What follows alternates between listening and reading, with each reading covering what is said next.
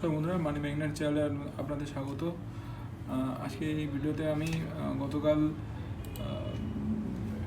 Gujarat kidney আইপিওর কত GMP ছিল, সেই গতকালের জিএমপি ট্রেন্ডটাই আপনাদের সাথে এই ভিডিওতে আলোচনা করব। এটা নিয়ে আপনাদের সাথে অলরেডি আমি অনেক কটা ভিডিও করেছি, সেখানে জিএমপি ট্রেন্ডও যেমন বলেছি, আপনাদের এর সম্বন্ধে ডিসকাসও করেছি।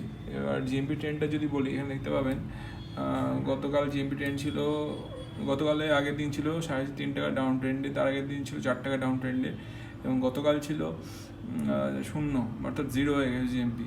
বলতে গেলে কোনো লাভ নেই, জিরো প্রফিটে চলে গেছে, এবং আমার মতে আইপিওটা খুবই বাজে কন্ডিশনে চলে গেছে। এখন দেখা যাক এটা লিস্টিংয়ে কীরকম দাঁড়ায়, লিস্টিংয়ের দিনে কীরকম কন্ডিশনে থাকে। তবে আমার মনে হয় না খুব একটা ভালো কিছু হবে। আমার ধারণা এটা নেগেটিভ লিস্টিং হওয়ার চান্স বেশি।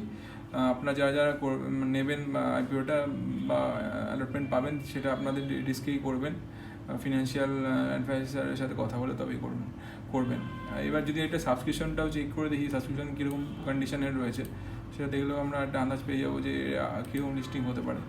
তো সাবস্ক্রিপশনটা যদি দেখি, দেখতে পাবেন কিউআইবি কোডাতে 1.06 টাইমস, খুব একটা ভালো কিছু না।